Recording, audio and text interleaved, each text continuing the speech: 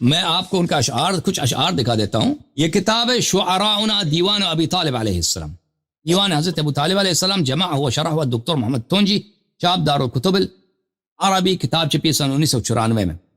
اچھا یہاں پہ میں آپ کو لے کے چلتا ہوں. مثلا ان کے شعر ہے صفحہ نمبر 21 میں. اشعار جو ہیں وہ بھئی اسلام کیسے ثابت ہوتا ہے؟ کوئی شہادتین پڑھے نا, وہی اسلام ہوتا ہے. دیکھیں یہ ان کا شعر ہے. فرمایا انت الرسول وقال يمدح النبی صلی اللہ علیہ وسلم, اپنے نبی ہمارے پیارے نبی صلی اللہ علیہ وسلم کے مدح میں ان کا شعر ہے. انت الرسول رسول اللہ نعلمه علیک نزل من ذی العزة الكتب. انت الرسول, آپ رسول ہیں, رسول اللہ اللہ کے رسول ہیں, نعلمه ہمیں اس بات پہ یقین ہے, علیک نزل من ذی العزة الكتب, رب صاحب عزت نے, وہ رب عزیز جو صاحب عزت ہے, اس کی جانب سے آپ پر کتابیں نازل ہوئی. یہ کیا ہے؟ اللہ کی بھی گواہی ہے, رسالت کی بھی گواہی ہے, واہ قرآن, سب اسلام اسی کا نام ہے, اسلام اسی کا نام ہے. اچھا اگلے صفحے میں ملاحظہ فرمائیے. روایت ہے کہ وہ رسول پاک صلی اللہ علیہ وسلم کے پاس سے گزرے, وہ نماز پڑھ رہے تھے, وہ علی عن یمینہ وجعفر مع ابی طالب یکتم اسلام. وہ اپنے نبی صلی اللہ علیہ وسلم نماز پڑھ رہے ہیں, علی علیہ السلام ان کے چھوٹے صاحبزادے بھی ان کے ساتھ نماز پڑھ رہے ہیں, جعفر بھی تھے لیکن جعفر اپنا اسلام چھپا رہے تھے. فضرب عضده وقال اذهب فصل جناح ابن عمك, انہوں نے اپنے بیٹے جعفر کے کندھے پہ مارا اور کہا جاؤ اپنے چچازاد بھائی کے ساتھ اس کے ساتھ نماز پڑھو. اور یہ اشعار انہوں نے پڑھے اس وقت. ان علیا وجعفرا ثقتی, ما سبحان اللہ سبحان اللہ, علی علیہ السلام اور جعفر یہ میرے دل کے سکون ہے, میرے دل کے اطمینان کے سبب ہیں. عند احتدام الامور والکرب, جب کوئی مشکل پیش آتا ہے, جب کوئی خطرے کی بات آ جاتی ہے, جب کوئی غم غصہ تشویش کی بات آتی ہے, تو میرا جو دل کا بھروسہ کون ہے؟ علی اور جعفر. اراہما عرضۃ اللقاء اذا سامیت او انتمی الى حسبی, جب بھی کوئی مشکل ہو, کبھی چیلنج ہو, دشمنوں کا سامنا ہو, تو میرے دل کا بھروسہ, میرا قوت بازو کون ہے؟ علی علیہ السلام اور جعفر. لا تخذلا وانصرا ابن عمکما, اے میرے دو بیٹے, علی اور جعفر علیہ السلام سے خطاب ہے, کبھی اکیلا نہ چھوڑنا اپنے چچا کے بھائی کو, اور ہمیشہ نصرت کرنا اپنے چچا کے بھائی کو. اخی لأمی من بینہم و ابی, کیونکہ وہ ان کے والد صاحب حضرت عبداللہ علیہ السلام میرے سکے بھائی ہیں, ہم ایک ہی باپ اور ایک ہی ماں کے بیٹے ہیں. حضرت عبداللہ علیہ السلام ان کے بھائی تھے, دنیا سے گئے ہیں. اب بھائی کو بھائی سے پیار ہوتا ہے نا, جوانی میں دنیا سے چلا جائے. ان کا ایک ہی شہزادہ, ایک ہی نشانی ہے دنیا میں, حضرت عبداللہ علیہ السلام کی ایک ہی نشانی ہے دنیا میں, حضرت رسول صلی اللہ علیہ وسلم. تو ان کو اپنے آنکھ کے تاروں کی طرح انہوں نے پالا تھا, اپنے گھر میں پالا تھا. حضرت ابو طالب علیہ السلام پیغمبر کس کے گھر میں پلے بڑے ہیں؟ حضرت ابو طالب علیہ السلام کے گھر میں, وہ والد کی طرح ان کے لیے. اچھا واللہ لا اخذل النبی ولا یخذلہ من بنی ذو حسبی, اللہ کی قسم میں نبی کو, محمد نہیں کہا صلی اللہ علیہ وسلم, نبی کہہ کے کہا, میں نبی صلی اللہ علیہ وسلم کو کبھی اکیلا نہیں چھوڑوں گا, اور میرے اولاد میں سے جو بھی ذو حسب ہے, میرے اولاد میں سے جو بھی باغیرت ہے, اس نبی کو کبھی اکیلا نہیں چھوڑے گا. اچھا میں ایک اور شعر آپ کو دکھاؤں. اس طرح ان کے اشعار بھرے پڑے ہیں, سب مدح ہیں حضرت خاتم الانبیاء صلی اللہ علیہ وآلہ وسلم کے. اچھا کیونکہ ایک وہ بھی تو ملتا ہے کہ مطلب قرآن میں ہے کہ جس نے اتنی بھی کفالت کی وہ جنت میں ایسے ہوئے گا جس سے 2 انگلیاں میرے ساتھ ہیں, اور پوری زندگی کفالت کی جناب ابو طالب نے. تو بالکل, لیکن کچھ ماننے والے ہیں اور کچھ ہے کہ جو ڈینائی کرتے ہیں اس چیز کو. لیکن ایک بہت اہم سوال ہے, اگر آپ کی اجازت, ایک منٹ مجھے ایک اور پڑھنے دو بھائی. جی بالکل. مثلا یہ صفحہ نمبر 35 میں ان کا شعر ہے, ملاحظہ فرمائیے. شعر نمبر 19 ہے. وقال يمدح النبی صلی اللہ علیہ وسلم, نبی کریم صلی اللہ علیہ وسلم کے مدح میں فرماتے ہیں. اچھا انت النبی محمد صلی اللہ علیہ وسلم, آپ نبی محمد صلی اللہ علیہ وسلم آپ ہی ہیں. ارم اغر مسود, سردار آپ ہیں, مالک آپ ہیں, بادشاہ آپ ہیں. سبحان اللہ سبحان اللہ. وہ کب یہ بات ہو رہی تھی؟ یہ زمانہ, وہ زمانہ یہ تھا کہ نبی صلی اللہ علیہ وسلم کا کوئی ساتھی نہیں تھا, ایک ہی پناہ تھا نبی کا, وہ حضرت ابو, ایک ہی ناصر تھا حضرت ابو طالب علیہ السلام. للمسودین اکارمی طاب و طاب المولد, آپ جتنے دنیا میں شریف لوگ ہیں, آپ ان سب کے دل کا بھروسہ, ان سب کے لیے شرافت کا منبع ہیں. آپ پاک ہیں, آپ کی ولادت پاک ہے. اچھا, جو لوگ کہتے ہیں نا کہ ابو طالب علیہ السلام کافر ہیں, ان کا یہ بھی عقیدہ کہ نبی کے دونوں والدین کافر تھے نا. وہ تو صرف ابو طالب علیہ السلام کو تو نہیں کہتا نا, وہ تو نبی صلی اللہ علیہ وسلم کے دونوں والد کو, والد اور والدہ کو, ان کے پورے خاندان کو یہ مشرک کہتے ہیں. ان اللہ اصطفى آدم ونوحا وآل ابراہیم وآل عمران علی العالمین. اللہ نے برتری دی ہے آدم اور نوح کو اور ابراہیم کے خاندان کو اور آل عمران کو اور عام آل عمران کو. اور یہ کیا کہتے ہیں کہ ہمارے نبی کا خاندان کیا ہے؟ انما المشرکون نجس. قرآن کیا آیت ہے نا, انہوں نے نستجیر, سب انبیاء سے نستجیر باللہ, سب انبیاء سے نستجیر باللہ. جو میں لفظ کیا عرض کروں, ان کا کفر عقیدہ بیان کر رہا ہوں, مجھے ڈانٹو. گھٹیا ترین نستجیر باللہ. جو آل خاندان انہوں نے کس کا بنایا؟ ہمارے نبی صلی اللہ علیہ وسلم کا, کیونکہ ان کو نجس بنا دیا. تو یہ کیسے سردار ہیں انبیاء؟ دوسرے انبیاء سب ان کے جو عالم و معزز ہیں. ایک منٹ میں آپ کے خدمت میں عرض کروں.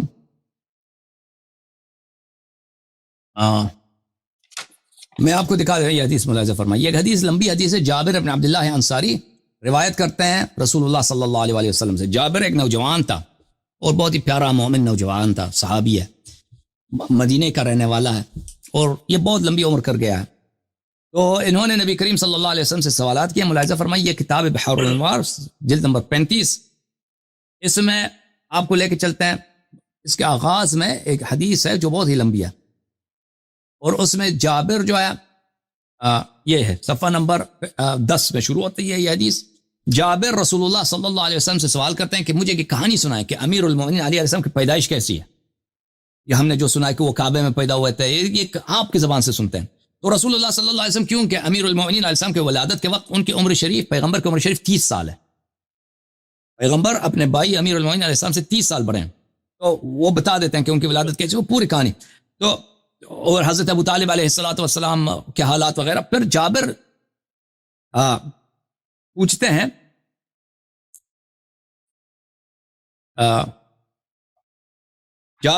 ہیں کہتے ہیں کہ یا جابر یا رسول اللہ ان الناس یقولون ابو طالب مات کافرا. یا رسول اللہ لوگ تو کہتے ہیں کہ ابو طالب کافر مر گئے. ہمارے ہاں جو صحابہ مکے سے آئے ہیں, یہ تو ہجرت کے بعد کا واقعہ, یہ صحابہ تو ہمیں سناتے کہ نہیں یہ تو کافر مرے تھے نستجیر باللہ. قال یا جابر اللہ اعلم بالغیب انه لما كانت الليلة التي اسري بي فيها الى السماء انتهيت الى العرش فرأيت 4 انوار فقلت يا الہی ما هذه الانوار. کہتے ہیں کہ رسول اللہ صلی اللہ علیہ وسلم نے فرمایا کہ اللہ غیب کو جانتا ہے. مجھے اللہ عرش پہ لے کے گیا تھا. میں جب عرش پہ پہنچا ہوں تو میں نے وہاں پہ 4 نور دیکھے. میں نے اللہ سے پوچھا یا اللہ یہ 4 نور کس کے ہیں, یہ کون سے نور ہیں؟ فقال یا محمد هذا عبد المطلب وهذا ابو طالب وهذا ابوك عبد الله وهذا اخوك طالب. رسول اللہ صلی اللہ علیہ وسلم فرماتے ہیں کہ اللہ کی جانب سے ندا آیا کہ یا رسول اللہ یہ 4 نور جو ہیں یہ ایک آپ کے جد ہیں حضرت عبد المطلب علیہ السلام, ایک آپ کے والد ہیں حضرت عبداللہ علیہ السلام, ایک آپ کے چچا ہیں حضرت ابو طالب علیہ السلام, اور ایک آپ کے بھائی ہیں حضرت طالب. طالب جو ہے حضرت امیر علی علیہ السلام کے بڑے بھائی تھے, وہ نوجوانی میں وفات ہو گئے تھے. ان کا نسل وغیرہ میں تاریخ میں نہیں ملتا کہ نسل وغیرہ چلی. میں نے پوچھا یہ فقلت یا الہی وسیدی فبما نالوا هذه الدرجه. میں نے پوچھا یا اللہ یہ ان کا کیا خاصیت ہے کہ آپ نے ان کو اتنا عظیم, میرے والد کو اتنا عظیم مقام دیا ہے, میرے جد میرے دادا حضرت عبد المطلب, حضرت طالب, حضرت ابو طالب علیہ السلام کو. فرمایا بکتمانہم الایمان واظہارہم الکفر وصبرہم علی ذلک حتی ماتوا.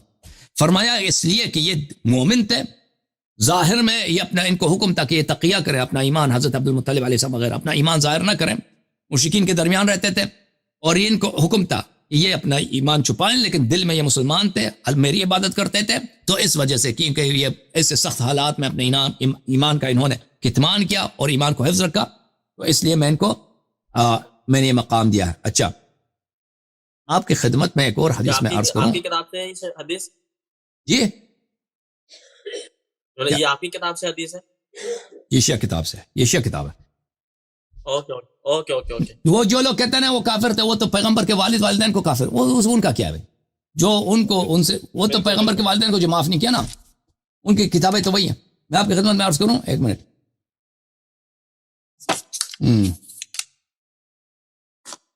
اس میں روایات بہت زیادہ, میں آپ کی خدمت میں ایک منٹ بھائی.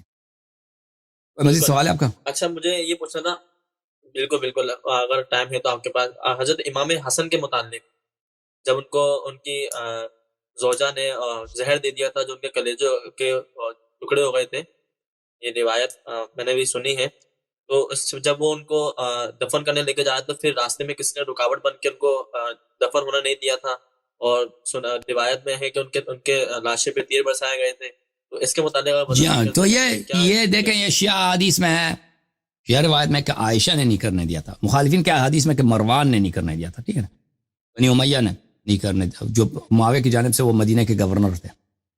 شیعہ روایات میں کہ صرف مروان نہیں تو اس میں عائشہ بھی شامل تھی، ٹھیک ہے نا، یہ ہے مخالفین کی روایت میں کہ مروان نے نہیں دفن ہونے دیا۔ اور جی اس کے متعلق جب آپ صلی اللہ علیہ وسلم کے جو قبر مبارک کے برابر میں حضرت عمر حضرت ابوبکر صدیق کی قبر، تو اس وقت جب وہ ان کا انتقال ہوا تھا، مولا علی زندہ تھے، تو وہ کیسے وہاں پر پہنچے اور انہوں نے منع نہیں کیا اس جگہ کو لینے کے لیے؟ ان تو کو یہ جگہ حکومت کیسے ان کے ملی؟ ہاتھ میں، ہمیں کسی کتاب میں نہیں ملتی کہ انہوں نے منع نہیں کیا تھا، ٹھیک ہے نا، لیکن امیر المؤمنین علیہ الصلوۃ والسلام کا طریقہ کار یہ تھا کہ وہ خلفاء کی کاموں میں مداخلہ نہیں کر سکتے تھے، مداخلہ کرتے تو لڑائی شروع ہوتا، یعنی اگر وہ کیونکہ زبانی منع کرنے سے تو فائدہ نہیں ہے، کیونکہ اگر وہ اصرار کریں یا توہین کریں تو پھر اگر وہ کچھ اس سے مزید آگے قدم بڑھاتے ہیں تو پھر تو اس کا یہی راستہ ہوگا کہ جنگ ہوگا۔ اور رسول اللہ صلی اللہ علیہ وآلہ وسلم نے اور شریعت نے ان کو خلفاء سے لڑنے سے منع کیا تھا کہ اگر آپ کے پاس انصار نہیں ہے تو ان کے ساتھ نہ لڑیں۔ کسی کتاب میں نہیں ہے کہ امیر المومنین علیہ السلام نے منع نہیں کیا ہے، ٹھیک ہے نا، یہ کوئی ثابت نہیں کہا کہ انہوں نے منع نہیں کیا۔ ہاں البتہ یہ کہ ان کو انہوں نے منع کیا ہو یہ ہماری نظر سے نہیں گزرا، لیکن اس کی وجہ ہے، اس کی وجہ یہ ہے کہ ہو سکتا ہے انہوں نے منع کیا ہو اور ہم تک نقل نہ ہوا ہو۔ دوسری بات یہ ہے کہ ان کا طریقہ کار یہ تھا کہ خلفاء کے کاموں میں وہ امر بالمعروف نہی عن المنکر کا بھی شرط یہی ہے، دیکھیں امر بالمعروف کہ اگر آپ کے کلام میں تاثیر ہے، مثلا ایک شخص عورت حجاب نہیں کر رہی، بے حجاب ہے، اگر آپ اس کو کہہ دیں کہ بھئی آپ حجاب کرو، وہ الٹا آپ کو گالی دے گی، تو یہ آپ پہ واجب نہیں ہے کہ آپ جا کے اس کو کہہ دیں کہ حجاب کرو، کیونکہ آپ کو پتہ ہے کہ اس کو آپ کہہ دیں کہ حجاب کرو تو وہ کیا کہ الٹا آپ کو یعنی آپ کو بے عزتی کرے گی، آپ یا مثلا وہ مانے گی نہیں، یا مثلا ایک شخص شراب پی رہا ہے، آپ اسے کہنا کہ بھئی تم شراب یہ حرام ہے نہ پی، وہ آپ کو مارے گا، وہ بدماش آدمی آپ کو 2-3 تپڑ مارے گالی دے، تو یہاں پہ امر بالمعروف نہی عن المنکر واجب نہیں ہے، کیونکہ اس کا کوئی اثر ہی نہیں ہے۔ امر بالمعروف نہی عن المنکر کا کہاں پہ واجب ہوتا ہے میرے عزیز؟ جب اس کا تاثیر ہو۔ جب میں ابھی مثلا ایک شخص ہے نماز نہیں پڑھ رہا، اگر میں اس کو نصیحت کروں کہ بھئی تم نوجوان ہو، دیکھو اللہ سے ڈرو، تم نماز پڑھو، تو وہ میری بات کو مان لے گا، ہو سکتا ہے مان لے، مجھے یقین تو نہیں ہو سکتا، تو پھر یہ واجب ہے۔ خلفاء سے نہیں تھے، خلفاء سے نہیں تھے کہ امیر المومنین علیہ الصلوۃ والسلام اگر ان کو نصیحت کرتے وہ مان لیتے، اس طرح تو کردار نہیں تھا۔ یہ بات کہ انہوں نے اگر وہاں پہ دفن کیا ہے، دیکھیں نا، اس کی کوئی شرعی جواز تو ہے نہیں۔ اس سے قبلہ اس سے اگر وہ نبی کے برابر میں دفن ہے تو ان سے ان کی کوئی افضلیت ظاہر نہیں ہوتی، یا کیا وضاحت کریں گے اس کے متعلق؟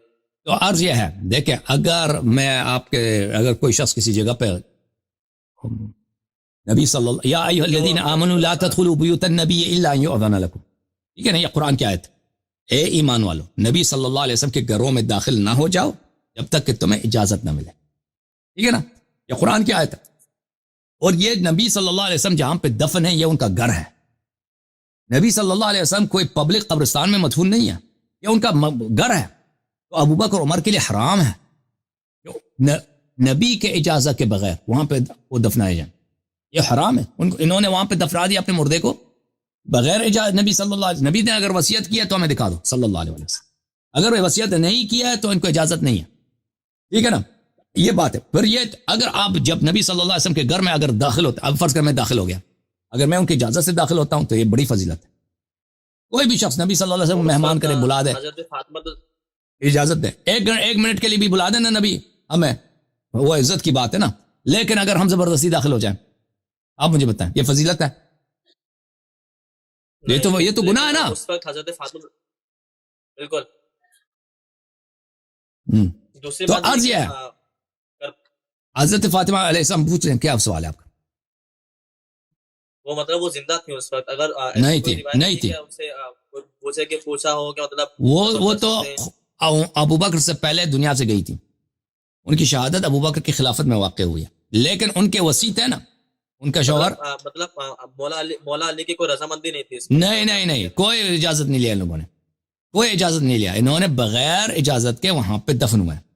اور پھر شیعہ روایات میں یہ ہے کہ ملائکہ نے ان کو وہاں سے نکال دیا تھا, ملائکہ نے وہاں سے فوراً اسی وقت ان کو نکال دیا, وہ ادھر نہیں ہے. اچھا, یا تو دوسری متعلق یہ کہ کربلا کے مقام پہ جب امام حسین علیہ السلام وہاں گئے تھے تو پروپیگنڈا یہ ہے کہ وہ ان کو خط بھیج کر شیعوں نے بلایا تھا اور ان کے ساتھ دھوکہ کیا, پھر وہ اب تک یہ ماتم کرتے ہیں, پیٹتے ہیں, ان کو یہ سزا ملی اللہ کی طرف سے. تو اس کی کیا وضاحت کریں گے؟ دیکھیں یہ غم میں اگر ہم بولتے ہیں نا, دیکھیں اگر آپ میرے اسی یوٹیوب چینل میں جائیں نا, اس سال جو محرم ہے اس سے پہلے, محرم سے 3-4 دن پہلے میں نے نبی صلی اللہ علیہ وسلم کی عزاداری امام حسین علیہ السلام پر میں نے بیان کی وہاں پر. دیکھیں یہ تو سنت رسول صلی اللہ علیہ وسلم ہے. امام حسین علیہ السلام پہ نبی صلی اللہ علیہ وسلم بلند آواز میں روئے, چیخ مار مار کے بار بار روئے. اللہ ان کے اس وقت امام حسین علیہ السلام شہید بھی نہیں ہوئے تھے. جبرائیل نے ان کو بار بار بتایا تھا کہ آپ کا یہ فرض. اجازت دیں, اجازت دیں, مطلب اپنے اجازت دیں. اب وہاں اس وقت بیٹا ان کا ان کے گود میں ہے, بیٹا ان کا گود میں ابھی شہید نہیں ہوا, دیکھیں ابھی شہید نہیں ہوا. تو آپ توجہ نہ یہ نہ کہیں کہ انہوں نے سینہ زنی کیوں نہیں کیا. بھائی ابھی مصیبت سے پہلے, مصیبت سے رونا بالکل جائز ہے. حضرت یعقوب علیہ السلام بھی روئے. اجازت دیں بات کرنے کے, اجازت دیں بات کرنے کے, یعقوب علیہ السلام اجازت دیں بات کرنے کے بھائی صاحب. تو نبی صلی اللہ علیہ وسلم ابھی بیٹا ان کا زندہ ہے, کوئی ہم سے یہ نہیں کر سکتا کہ نبی نے سینہ زنی نہیں کیا. تو یہ کوئی پاگل ہے, بیٹا ان کا زندہ ابھی سے وہ مثلا وہ پیٹنا شروع کر دے. لیکن یہ تو مانتے ہو کہ اس مصیبت پہ رونا غم کا اظہار کرنا, یہ تو ثابت ہے. پھر اس پہ مصیبت پہ رونا یہ سنت ہے, تو تم کیوں نہیں کرتے, کیوں نہیں کرتے؟ آج آپ نے دیکھا, ابھی میں نے تو زندگی میں نہیں دیکھا کہ جماعت عمریہ کا کوئی مولوی کیا دیکھے بھائی یہ سنت ہے پیغمبر کے, ہم مصائب سناتے ہیں آپ لوگ روئیں. نبی صلی اللہ علیہ وسلم نے یہ کیا, یہ سنت پہ تو کوئی عمل نہیں کرتا نا. شیعوں پہ تو الٹا شیعوں پہ اعتراض کرتا ہے کہ تم روتے ہو پیٹتے ہو, یہ اللہ کی لعنت ہے. اجازت ہے مجھے بات کرنے کی. دیکھیں مصیبت جب نازل ہوئی ہے, ایک دفعہ مصیبت نزول مصیبت سے پہلے انسان روتا ہے نا. نبی صلی اللہ علیہ وسلم کو پتہ چلا کہ میرا بیٹا شہید ہوگا, اس وقت درد اتنا نہیں ہے, درد ہے لیکن اتنا نہیں جب مصیبت نازل ہو جاتا ہے. دیکھیں ابھی آپ کو پتہ ہے کہ مثلا آپ کے والد صاحب جو ہیں سب, اللہ تعالیٰ سب کے والدین کو حفظ رکھے. یا مثلا کوئی شخص بیمار ہے, کینسر ہے, 1 مہینے 2 مہینے کے بعد ہی مر جائے گا. آپ کے دل میں اداسی تو ہے نا, غم تو ہے, لیکن روئیں گے آپ کا کب مصیبت زیادہ ہو, جب وہ واقعی دنیا سے چلا جائے گا نا. ایک دفعہ آپ کو پتہ ہے کہ مصیبت نازل ہونے والی ہے, اداس ہے, غم زدہ ہے, دل گرفتار, لیکن جب مصیبت نازل ہو جاتا ہے اس وقت غم بہت بڑھ جاتا ہے. ہم 2 مختلف وقتوں کو کمپیئر کر رہے ہیں. ایک دفعہ مصیبت ابھی نازل نہیں ہوئی ہے, امام حسین علیہ السلام زندہ ہیں, ان کے گود میں شاداب ہیں, وہ ان کو چوم رہے ہیں نانا کہہ کے, بابا کے دل کو خوش کر رہے ہیں نا. اور ایک ہم جس دور میں رہتے ہیں اب مصیبت نازل ہو چکا ہے. مصیبت بھی کیسی مصیبت, اس کو کوئی بیان ہی نہیں کر سکتا. پیاسے لبوں کے ساتھ چھوٹے چھوٹے بچوں کو ان لوگوں نے شہید کیا, ان کے خیموں کو جلایا, بیٹیوں نبی صلی اللہ علیہ وسلم کے مسلمانوں نے اپنی نبی کی بیٹیوں کو ان کو اسیر بنا کے. اب اگر شیعہ سینہ زنی کرے اس مصیبت میں, کوئی اس چہرے پر تماچا مارے, وہ جو اعتراض کرتا وہ نبی کو نہیں جانتا, وہ نبی کا منکر ہے, وہ نبی کا منکر ہے. اگر انسان کو احساس ہو بھائی کہ مصیبت اتنا بڑا ہے, مصیبت اتنا عظیم ہے کہ نبی صلی اللہ علیہ وسلم کے گھر کے ساتھ یہ ہوا, کاش میں مر جاتا میں نہیں سنتا, تو پھر کوئی اعتراض. دیکھا اگر آپ مصیبت کو دیکھیں کہ مصیبت کیسی مصیبت ہے, تو پھر آپ نہیں کہہ سکتے کہ یہ تو سنت نہیں ہے, سنت نہیں. پھر اہل بیت علیہ الصلوۃ والسلام نے ان کے روایات ہیں, ان کے حدیث ہیں. حضرت زینب سلام اللہ علیہا نے روایت میں اپنے سر انہوں نے محمل پر, اونٹ کا جو زین ہوتا ہے اس کے لکڑ پر انہوں نے سر زور سے مارا ہے, ان کے سر سے خون جاری ہوا ہے. اور بھی بہت سارے روایات ہیں. اہل بیت علیہ السلام نے شیعوں کو حکم دیا کہ تم ہماری بالخصوص امام حسین علیہ السلام کی مصیبت میں غم کا اظہار کرو اور بے قراری کا اظہار کرو.